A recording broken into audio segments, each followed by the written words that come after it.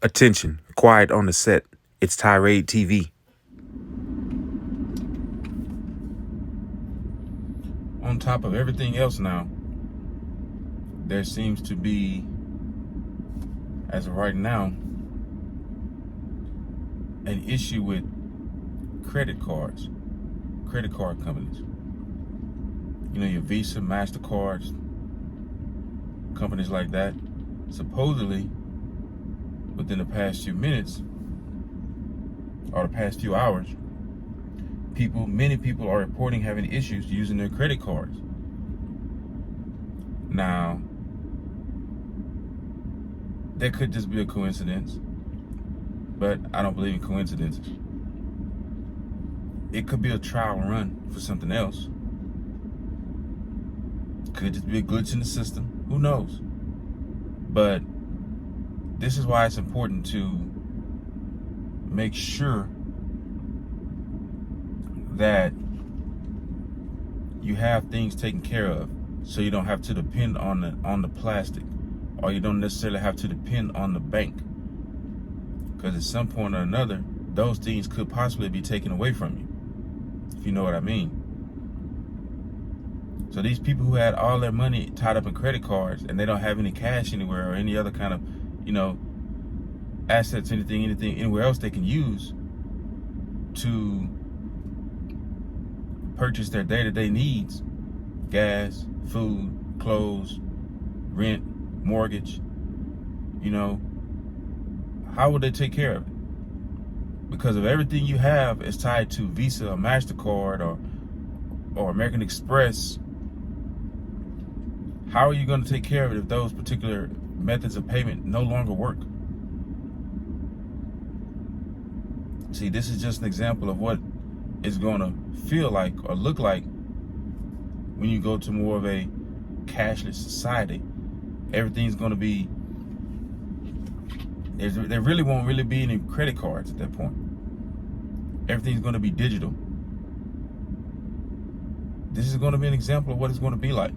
Because I know that there's some frustrated people this morning or this afternoon, that went to the store, get some gas or food or whatever, and their credit card didn't work. Not because they didn't pay the bill, not because they don't have an available balance on it. It's because it just didn't work. Really, it sounds like something. It sounds like something from a science fiction movie or something. And it's not just that alone. It's that in comparison with everything else that's going on. With the big thing that's been happening the past couple of years. Then you have the monkeypox. Then you have, I think, one of the hepatitis issues with the smaller kids. Then you have, these mass shootings. Now you have people not being able to use their credit cards. That's crazy. That is crazy. But let me guess. In most people's mind, it's all a coincidence. It's just something that just happens. See, it's one thing for these things to happen in a different time, in a different sequence, or if they're spread apart. 1 year you may have this, next 2-3 years you may have that, 6 months after that you may have that. That's one thing. But when they're happening all at once, that's something totally different, in my opinion. That's something totally different. Now, you cannot tell me all these things that happened in the past couple of years is just a coincidence. It's almost as if someone's trying to put so much pressure on you that you cave in. You see what I mean? It's kind of like watching a football game and you have that quarterback. He's throwing a lot of touchdown passes and he's not getting touched in the pocket. But yet all of a sudden, the defense just start blitzing and blitzing and blitzing and disguising coverages. It gets to a point where, okay, he's not for sure what to do. As one quarterback said one time, he's seeing ghosts. And basically you kind of cave in. almost give up. And it seems as though that's what's happening right now across this country. They're throwing so much at us that they're wanting you to cave in. They're wanting people to be weakened physically with all the things we eat and take in our bodies, but also mentally, psychologically, which that actually may be the most dangerous. What we're taking in when we see mainstream media, when we go to the movies, TV shows, things we're taking in psychologically. Because let me tell you this, when America, United States of America, when we are on one accord, there's not one country or a combination of other countries that can overthrow the United States of America. Not one, or a combination of others. So when a country is so mighty and so powerful that you can't physically overthrow them, how do you defeat them? And you know what? I give you a second to think about that. How do you defeat a nation or a country that's so physically superior than any other country or combination of countries? How do you beat that country?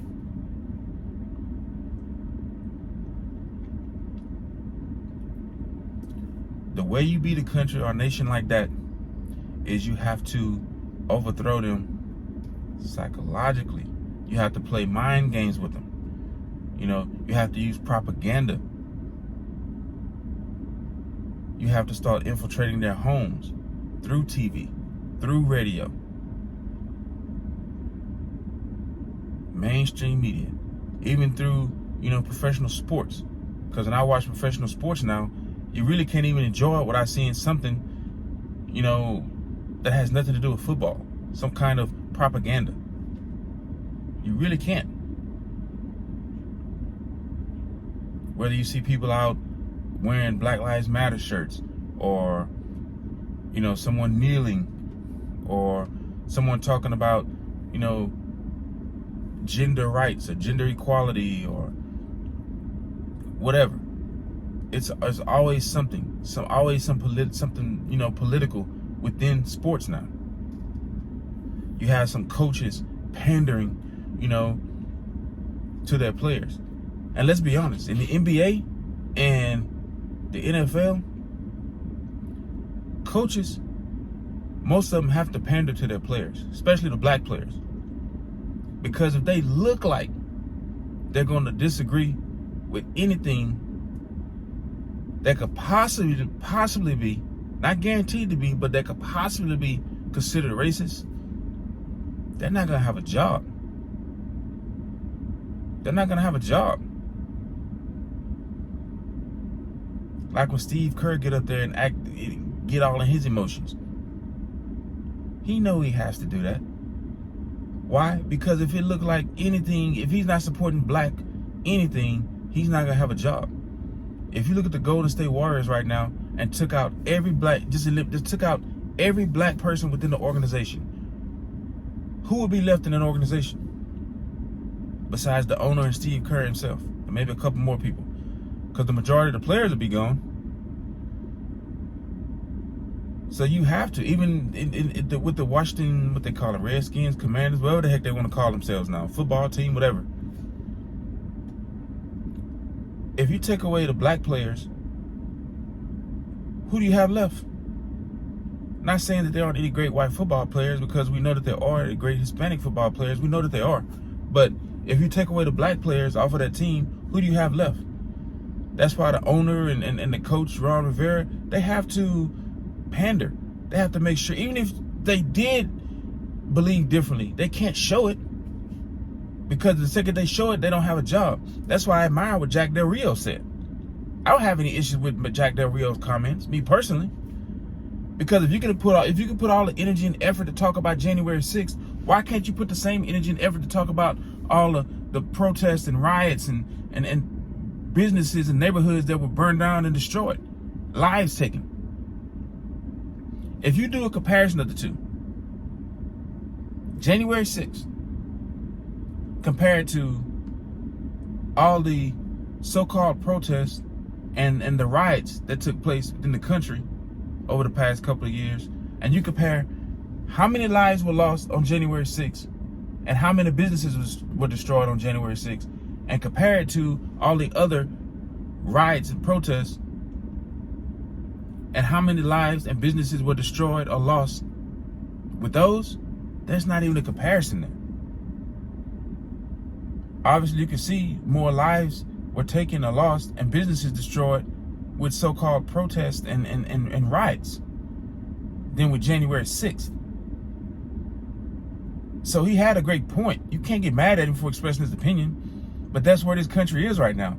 Just because Jack Del Rio's opinion differs from so-and-so, different from the owner or different from the coach, well, he got to get fined $100,000 because his opinion, he has a different opinion? Like, legally, he can't do anything about that. He can't sue just because that's his opinion. That's his right to express his opinion.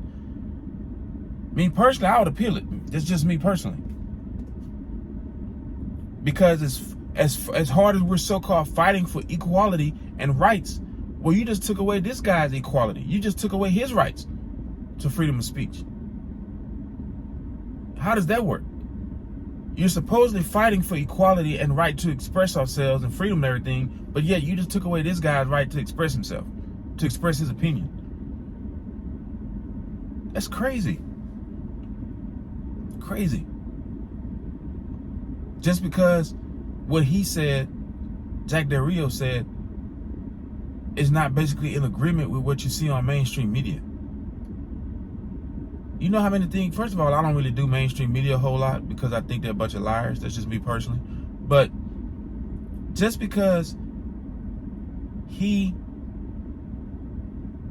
had his own opinion on something, he has to pay $100,000.